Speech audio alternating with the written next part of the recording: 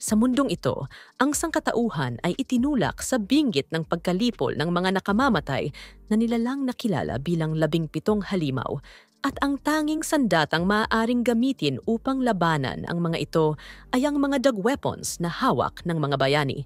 At sa araw na ito, isang ganoong bayani ang humaharap sa kanyang huling sandali sa larangan ng labanan. Nagawang talunin ni Hit ang halimaw na kilala bilang Ebon Candle, ngunit ang lahat ng enerhiyang ginamit niya sa pakikipaglaban ay nagdulot ng matinding epekto sa kanyang katawan.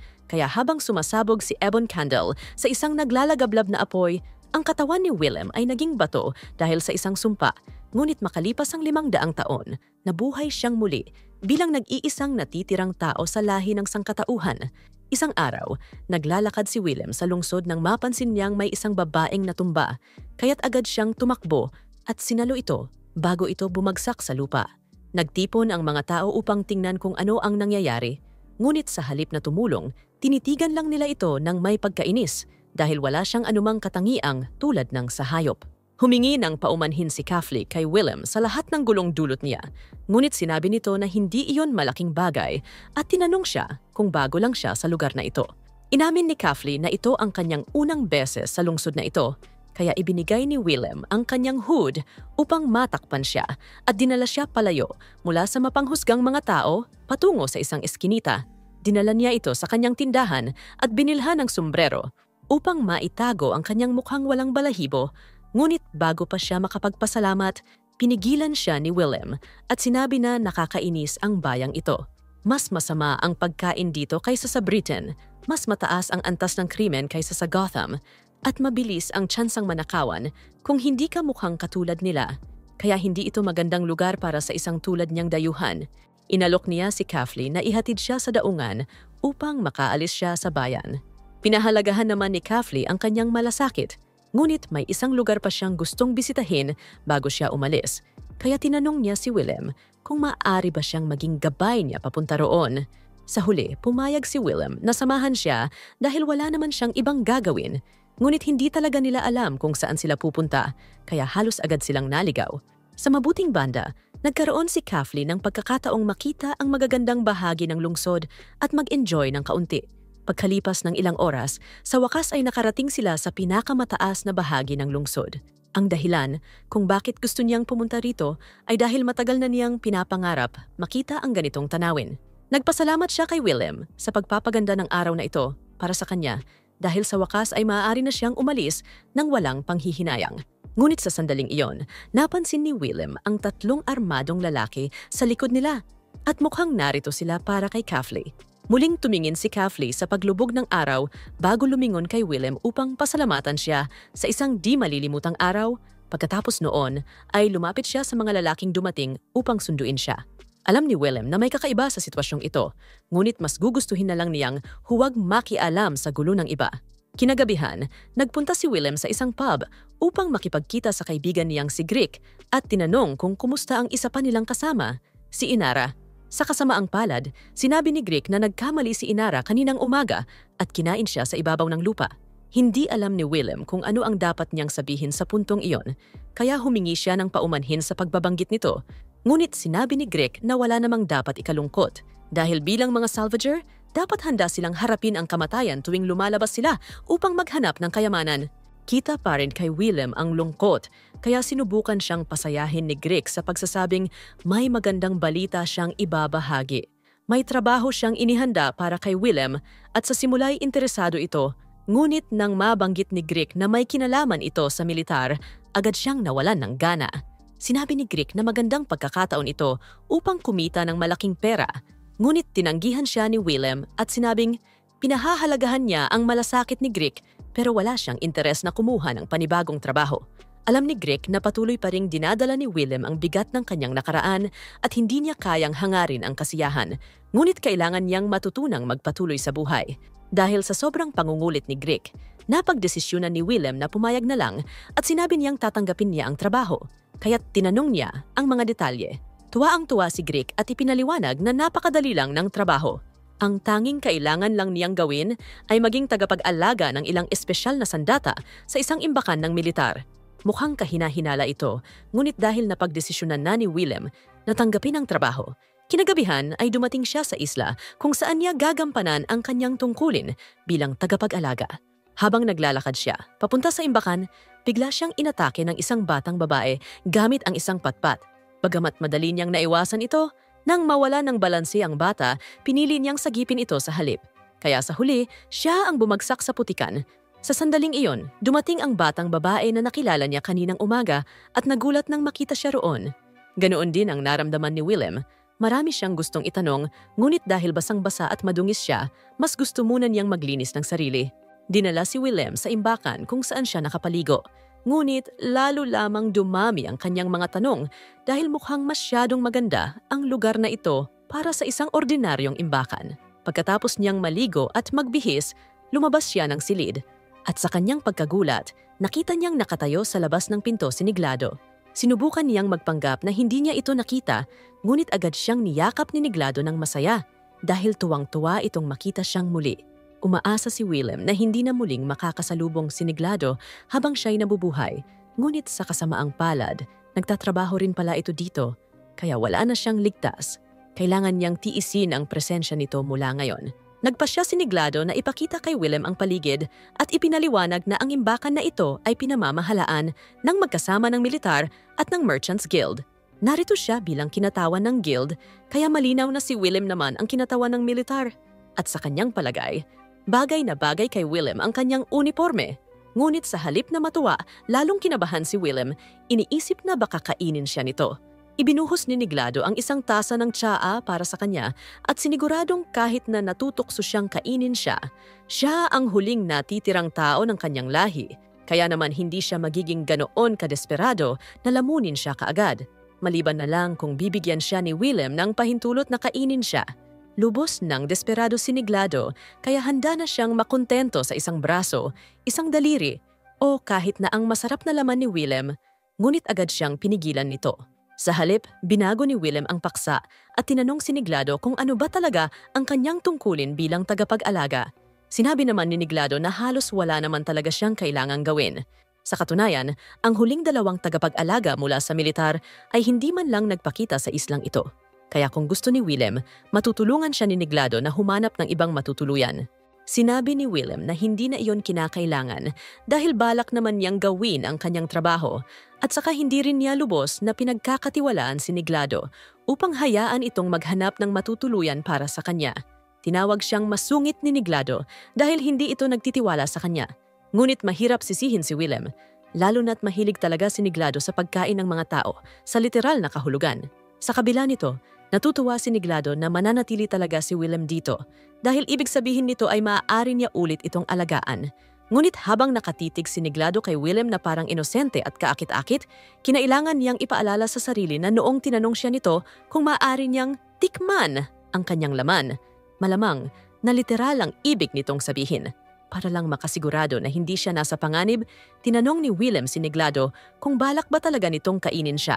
Sumagot naman ito na, oo, gusto niya talagang malasahan ang kanyang laman sa iba't ibang paraan, pero hindi niya ito gagawin nang walang pahintulot ni Willem. Nagpanggap na lang si Willem na hindi niya narinig iyon at sa halip ay tinanong niya si Niglado kung ano nga ba talaga ang trabaho niya rito. Batay sa kanyang nalalaman, dapat ay nag-aalaga siya ng mga espesyal na sandata, ngunit hanggang ngayon ay wala pa siyang nakikitang anumang bagay na ganito.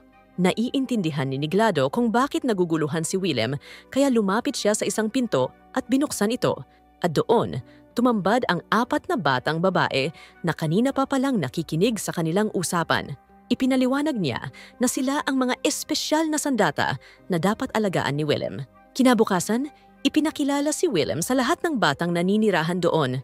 Habang pinagmamasdan niya sila, hindi niya maiwasang magtaka kung kailan na ibasura ang mga batas laban sa child labor dahil hindi niya talaga maintindihan kung paano itinuring na mga sandata ng militar ang mga batang ito.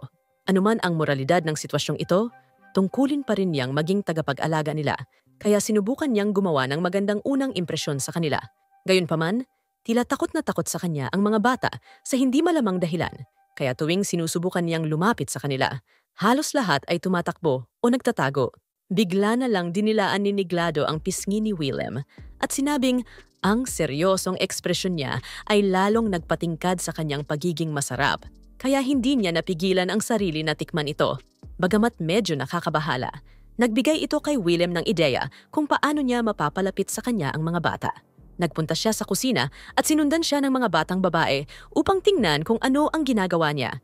Laking gulat nila nang makita nilang mahusay pala siyang magluto. Matapos niyang magluto, iniabot niya ang isang kutsara kay Kitli upang tikman ang pagkain, ngunit masyado itong nahihiya, kaya't si Nefren na lang ang lumasa. Kaagad niyang nagustuhan ito. Sa wakas, tapos na ang unang hakbang ng plano ni Willem, kaya lumipat na siya sa ikalawang hakbang. Ginamit niya ang kanyang espesyal na sarsa upang gumawa ng masarap na puding para sa mga bata. Tuwang-tuwa ang mga bata sa panghimagas, at kung dati ay iniiwasan nila si Willem, ngayon naman ay halos lahat sila ay nagkukumpulan sa kanya. Makalipas ang kaunting sandali, nasa labas si Willem at pinapanood ang mga batang naglalaro. Habang hinahabol ang isang bola, biglang nahulog si Almira sa bangin. Ang mas nakakagulat ay tila wala man lang pakialam ang mga kaibigan niya, kaya't agad na tumakbo si Willem pababa upang tingnan kung ayos lang ito. Halatang hindi maayos ang kalagayan ni Almira, ngunit tila wala lang ito sa kanya at natawa na lang ng bahagya kahit muntik na siyang mamatay. Kahit may matinding pagkatama sa ulo, pilit pa rin siyang tumayo at tinungo ang bola. Dito na napagtanto ni Willem na may kakaiba sa mga batang ito. Matapos gamutin ang mga sugat ni Almira, tinanong niya si Niglado upang makuha ang totoong paliwanag. Tinanong siya ni Niglado kung sigurado ba siyang gusto niyang malaman dahil kapag nalaman niya na ang katotohanan tungkol sa mga batang ito, hindi na niya sila kailanman makikita sa parehong paraan gaya ng dati. Alam na ni Willem ang tungkol sa 17 halimaw na gumagala sa ibabaw ng mundo. Kaya dinala siya ni Niglado sa ilalim ng imbakan kung saan nakatago ang mga sandatang ginagamit upang labanan ang mga halimaw na ito. Gulat na gulat si Willem sa kanyang nakita. Ang mga ito ay pawang dog weapons na ginamit ng mga matatapang na mandirigmang tao noong nakaraang siglo. Ang tanging may kakayahang gumamit ng mga sandatang ito ay mga tao. Ngunit nilipol ng mga halimaw ang halos lahat ng buhay sa ibabaw ng mundo, kabilang ang sangkatauhan, kaya't ang natitirang mga nilalang ay napilitang manirahan sa iba't ibang lumulutang na mga isla. Sa normal na pagkakataon, wala nang sino man na maaaring gumamit ng mga dog weapons, ngunit dito ibinunyag ni Niglado kay Willem na ang mga batang iyon ay isang espesyal na uri ng mga diwata na tinatawag na leprechauns. Sa loob ng maraming taon, ginaya nila ang mga tao hanggang sa naging halos kapareho na nila ang mga ito, kaya nagkaroon sila ng kakayahang gamitin ang mga dog weapons. At upang gawing epektibong mga sandata, pinalaki ang mga batang ito ng walang pagpapahalaga sa sarili nilang buhay, kaya't handa silang lumakad patungo sa kanilang kamatayan anumang oras. Sa katunayan, ipinaalam kay Willem na sina Kethely at Itya ay kasalukuyang nasa isang misyon, kaya nagpunta siya sa daungan upang hintayin ang kanilang pagbabalik dahil nag-aalala siya sa kanila. Sa kabutihang palad, nakabalik naman silang dalawa ng buo, ngunit habang tila maayos lang si Itya, si Kethely naman ay walang malay. Binuhat ni Willem si Kethely pabalik sa kanilang tirahan at nang sa wakas ay magising ito, nagulat siyang makita si Willem na nakaupo sa tabi ng kanyang higaan. Tinanong niya kung bakit siya naroon, ngunit sinabi ni Willem na siya ang tagapag-alaga rito, kaya natural lang na alagaan niya siya. Patuloy na iginigiit ni Kethely na hindi niya kailangang abalahin ang sarili sa pag-aalaga sa kanya, lalo na't wala na rin siyang gaanong natitirang oras. Tinanong ni Willem kung ano ang ibig niyang sabihin, ngunit ipinaliwanag ni Kethely na sa loob ng 5 araw, aatakihin ng isang halimaw ang Isla 15. Sa normal na sitwasyon, hindi kayang maabot ng mga halimaw ang alinmang lumulutang na isla sa himpapawid. Ngunit ang isang ito ay may kakayahang maglabas ng bahagi ng katawan nito upang umatake sa mga isla sa kalangitan. Tinanong ni Willem kung paano siya nakasisigurong aatake ito sa loob ng 5 araw. Ipinaliwanag ni Kethely na matapos ang daang taon ng pakikipaglaban sa mga halimaw, natutunan na ng mga tao sa panahong ito kung paano hulaan ang kanilang mga galaw. At sa pamamagitan ng paggamit ng kanyang dog weapon sa pinakamataas na antas, makakalikha si Kethely ng sapat na enerhiya upang pasabugin ang sarili, kasabay ng halimaw. Hindi niya ito nais gawin, ngunit naniniwala siyang ito ay kinakailangan upang walang ibang mamatay. Kaya't tinanong niya si Willem kung maaari niyang pagbigyan ang kanyang huling kahilingan bago siya mamatay. Bigla niyang sinabi na gusto niyang makakuha ng halik. Ngunit nang mapagtanto niyang sinabi niya ito ng malakas, agad siyang tumagilid sa hiya. Sinabi niyang ayaw na niyang pag-usapan pa ito, ngunit pinaikot siya ni Willem paharap. At tulad ng nais niya, binigyan siya nito ng isang halik. Sa noo, pero halik pa rin. Lobos na nagulat si Ketheli, kaya halos hindi niya naramdaman ang halik at nang handa na sana siyang humiling ng isa pa, biglang pinaikot siyang muli ni Willem at sinimulang hubarin ang kanyang pang-itaas. Ipinaliwanag ni Willem na ang dahilan kung bakit siya nanghina matapos bumalik ay dahil gumamit siya ng labis na venom na nagdulot ng pananakit ng kanyang mga kalamnan, ngunit sa pamamagitan ng isang maayos na masahe, maibabalik ang kanyang lakas. Matapos makatulog si Ketheli, nagtungo si Willem sa silid ng mga talaan upang maghanap ng anumang impormasyon na maaaring magbigay ng paraan upang makaligtas si Ketheli sa kanyang misyon. Ngunit dahil napakagulo ng lugar na ito, mukhang matatagalan pa siya. Napansin ni Nephron na abala si Willem sa kanyang paghahanap kaya naisip niyang tumulong sa kanya. Inalok niya ang sarili upang asistihan siya sa paghahalughog ng mga talaan. Pagsapit ng umaga, tuluyan nang nagising si Kifele at agad siyang tinamaan ng ikalawang bugso nang hiya nang maalala niya kung paano niya hiningi kay Willem na halikan siya kahapon. Sa huli, napagtagumpayan niya ang kanyang kahihiyan at bumangon mula sa kama. Habang palabas na siya ng silid upang hanapin si Willem, sinabi ng ilang bata sa kanya na natutulog ito kasama si Nephron. Teknikal na totoo ito, pero sana mas maayos nilang sinabi dahil ang totoo, nakatulog lang si Nephron sa kandungan ni Willem matapos magpuyat sa pagtulong sa kanya. Tinanong ni Kifele kung ano ang ginagawa nila roon, kaya ipinaliwanag ni Willem na hinahalughog niya ang mga talaan upang makahanap ng paraan upang hindi na kailangang pasabugin ni Kifele ang sarili sa kanyang misyon. Ngunit nagalit si Kifele nang marinig ito. Sinabi niyang hindi niya kailangan ng awa ni Willem. Ito lamang ang tanging paraan upang talunin ang halimaw at napagdesisyunan na niyang gawin ito. Nakita ni Willem na hindi siya basta-basta magpapakumbinsi, kaya't tinanong niya si Kifele kung gusto niyang magkaroon ng isang maliit na pagsasanay na laban sa kanya upang mapatunayan niya ang kanyang punto. Naguluhan si Kifele sa kanyang hamon, ngunit pumayag na rin siya.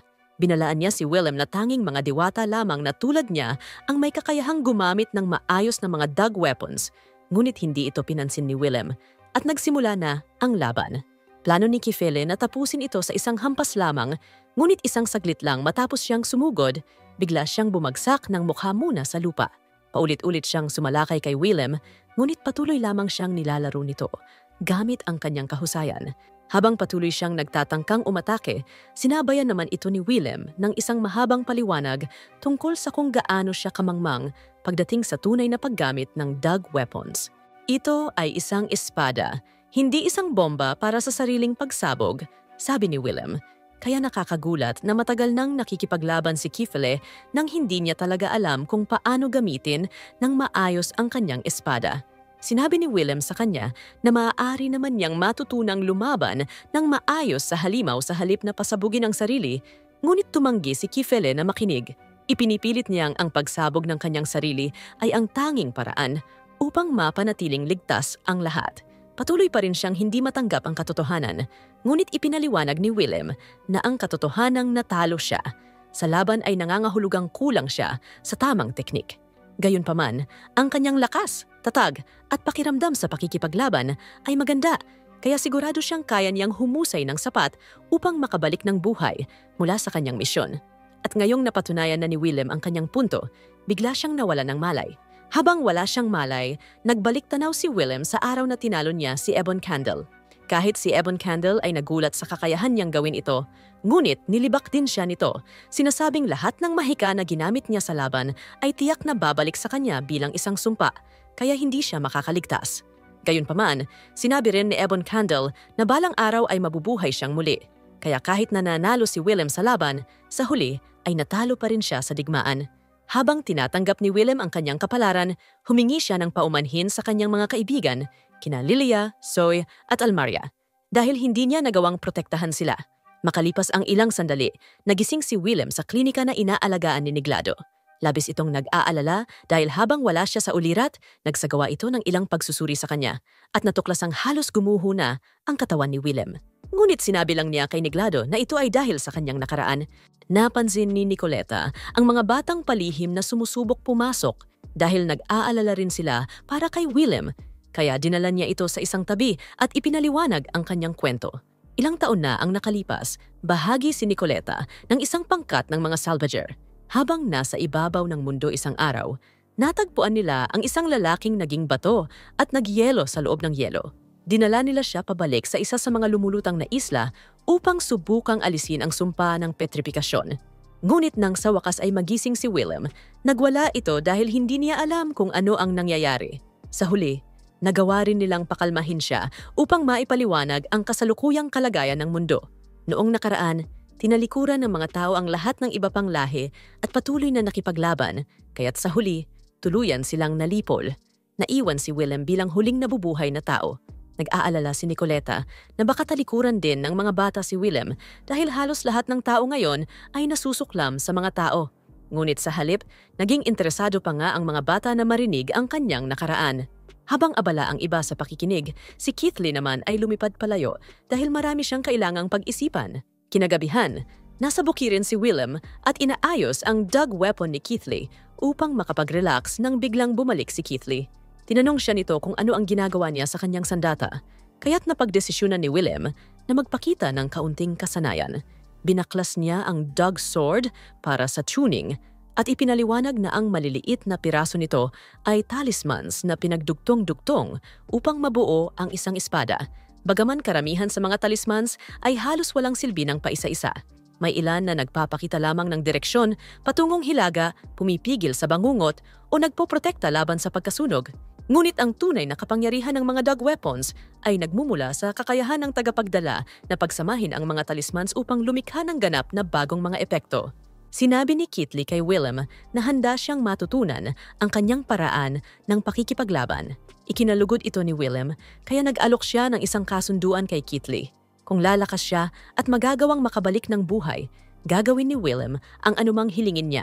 Sa narinig, agad na umupo si Keithley at handa nang magsalita. Ngunit alam na ni Willem kung ano ang sasabihin niya, kaya bago pa man ito makapagsalita, sinabi na niyang hindi siya maaaring humiling ng anumang malaswa. Medyo nadismaya si Keithley, ngunit may iba pa siyang kahilingan. Sinabi niya kay Willem na gusto niyang ipagluto siya ng cake kapag nakabalik siya ng buhay. Gayunpaman, kakailanganin niya ang tulong ni Willem upang matiyak na makakaligtas siya at masaya namang pumayag si Willem na sanayin siya. 2 linggo na ang lumipas mula nang umalis sina Keithley at ang iba pa sa kanilang misyon at wala pa silang naririnig na balita tungkol sa mga batang babae. Dahil dito, nagsisimula ng mangamba si Willem na baka namatay na sila sa labanan. Napansin ni Niglado na nag-aalala si Willem kaya upang maiba ang kanyang isip, tinanong niya ito kung gusto niyang gumawa ng isang maliit na gawain para sa kanya. Isa sa mga batang babae, si Tiat, ay nakatakdang sumailalim sa isang regular na pagsusuri sa Corona de Lucha General Hospital.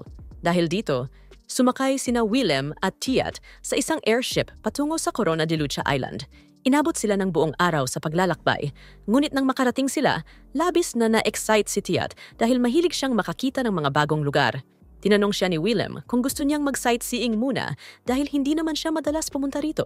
Ngunit tumanggi si Tiat, sinasabing seryoso ang biyaheng ito kaya hindi niya nais gumawa ng anumang bagay na kasing walang kwenta ng pamamasyal.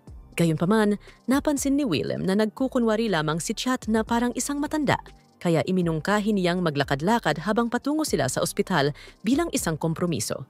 Tuwang-tuwa si Tiat nang marinig ito, kaya't nagpasya silang dumaan sa mas magandang ruta patungo sa ospital. Sa bawat landmark na nadaanan nila, hindi mapigilan ni Tiat ang kanyang kasiyahan. Habang naglalakad, napansin nila ang isang fountain na may alamat. Sinasabing ang mga magkasintahang bumisita rito ay magiging masaya sa loob ng 5 taon. Pero mukhang hindi gumagana ang alamat para sa isang lalaki roon na kakasampal lang ng kasintahan niya. Bigla na lang silang nakarinig ng isang gulo mula sa palengke, kaya't nagtungo sila roon at nakita nilang may 2 maton na sumisira sa stall ng isang kuneho. Paulit-ulit nilang sinasambit ang tungkol sa paglipol, ngunit hindi talaga gustong makialam ni Willem. Kaya nang subukang tumakas ng mga maton mula sa pulisya, tinapilok lang niya sila at hinayaan silang mahuli. Dahil lumalalim na ang gabi, sinabi ni Willem kay Tiat na kailangan na nilang magtungo sa ospital. Bagamat nadismaya si Tiat na hindi na siya makakapaglibot pa, tinanggap niya ito at pumasok na sa kanyang pagsusuri. Habang sinusuri pa si Tiat, lumapit ang doktor kay Willem at sinabing wala namang kakaiba sa kondisyon ni Tiat at mabuti na rin ito. Pero hindi pa rin alam ni Willem kung ano talaga ang layunin ng pagsusuring ito, kaya tinanong niya ang doktor para sa paliwanag.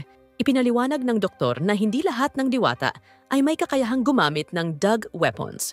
Kaya't ang mga nagising na may kakayahang gamitin ang mga ito ay dinadala rito para sa masusing pagsusuri at tuning upang maging ganap silang fairy soldiers.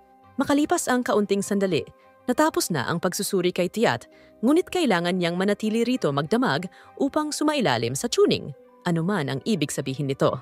Sinabi ng nurse kay Willem na matatapos ang proseso pagsapit ng tanghali bukas, kaya tinanong ni Willem si Tiat kung magiging maayos lang ba siya rito mag-isa. Sinabi ni Tiat na hindi niya kailangang mag-alala sa kanya, ngunit curious siya kung saan matutulog si Willem dahil hindi ito maaaring manatili sa ospital. Sinabi ni Willem kay Tiat na may isang espesyal na bahay pahingahan na nakalaan para sa mga opisyal tulad niya. Sa hindi inaasahang pagkakataon, ang pagiging tagapag-alaga nila ay nagbigay sa kanya ng mataas na posisyon sa ranggo ng militar. Siya ay may ranggong technical officer at kasama ng ranggong ito ay ang pribilehiyo ng isang napakagandang silid sa lokal na base militar. Kaya doon siya nagpalipas ng gabi at kinabukasan, naghanda na siyang kunin si Tiat. Gayunpaman, habang palabas na siya ng base, aksidente siyang nabangga sa isang babaeng may anyong aso. Malinaw na isa lamang itong aksidente, kaya sinubukan niyang dumaan na lang at ituloy ang kanyang mga plano. Ngunit pinigilan siya ng babae dahil may pabor siyang gustong hilingin. Hiniling niya kung maaari ba siyang tulungang makipag-ugnayan kay Limeskin dahil may isang mahalagang bagay siyang kailangang talakayin dito. Ngunit sinabi ni Willem sa kanya na kasalukuyang kasama ni Limeskin sina Keithley at ang iba pa sa pakikipaglaban sa isang halimaw. Dagdag pa rito, may itinayong magic barrier sa paligid ng lugar, kaya't imposible ang anumang komunikasyon. Bigla namang may ilang sundalong nagpapanik matapos makatanggap ng balita tungkol sa misyon ni Keithley. Sa matinding pagkagulat ni Willem, sinabi nilang nabigo ang misyon. Napaluhod si Willem at napaluha ng mapagtanto niyang malamang ay namatay na sina Keithley at ang iba pa sa labanan. Gayunpaman, sa kabila ng pagkabigo ng misyon, lumalabas na buhay pa pala sina Keithley at ang kanyang mga kasama. Kaya't sa sandaling makita sila ni Willem, buong bilis siyang tumakbo at niyakap si Keithley ng mahigpit. Sa labanan, kitang-kita kung paano nagbunga ang lahat ng pagsasanay na ibinigay ni Willem kay Keithley dahil halos siya lang ang nagdomina sa labanan.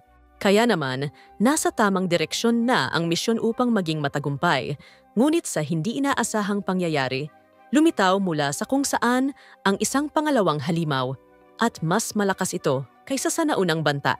Dahil dito, iniutos ni Limeskin sa lahat na umatras at idineklara ang pagkabigo ng misyon dahil wala na silang paraan upang manalo sa puntong iyon.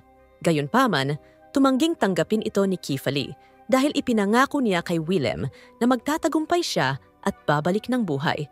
Kaya upang matiyak na hindi sila matatalo ng halimaw, handa siyang sumugod ng mag-isa.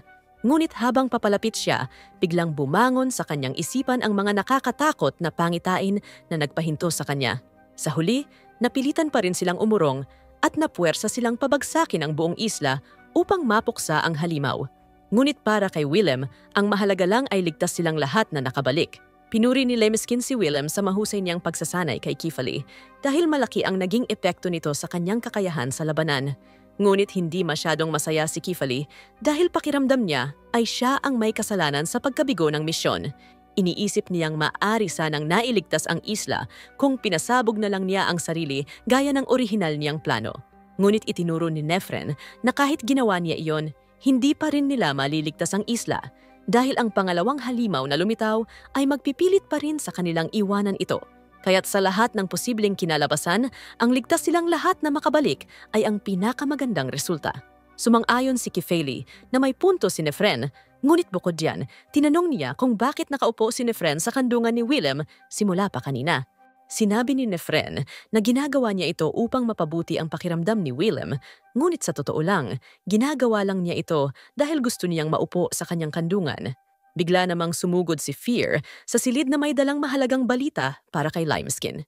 Ipinakita niya ang isang liham mula sa grupong kilala bilang Annihilation Knights na nagbabantang paslangin ang kanyang ama, ang alkalde, dahil hindi nila gusto ang kanyang mga bagong patakaran. Ang alkalde ay gumagawa ng mga batas upang mapigilan ang diskriminasyon batay sa lahi ng isang tao, ngunit matindi ang pagtutol ng Annihilation Knights. Sa ideyang ito, kaya handa silang gawin ang lahat upang pigilan ito. Hiningi ni Fear ang tulong ni Limeskin upang pigilan ang Annihilation Knights. Ngunit sa kasamaang palad, sinabi ni Limeskin na hindi siya maaaring makialam. Bilang isang mataas na opisyal ng militar, hindi siya pinapayagang makilahok sa anumang alitang pampulitika. Gayunpaman, may kilala siyang maaaring makatulong sa kanya. Tumingin siya kay Willem at handa na sanang hingin ang kanyang tulong. Ngunit bago pa siya makapagsalita, agad siyang pinutol ni Willem at sinabing hindi siya interesado.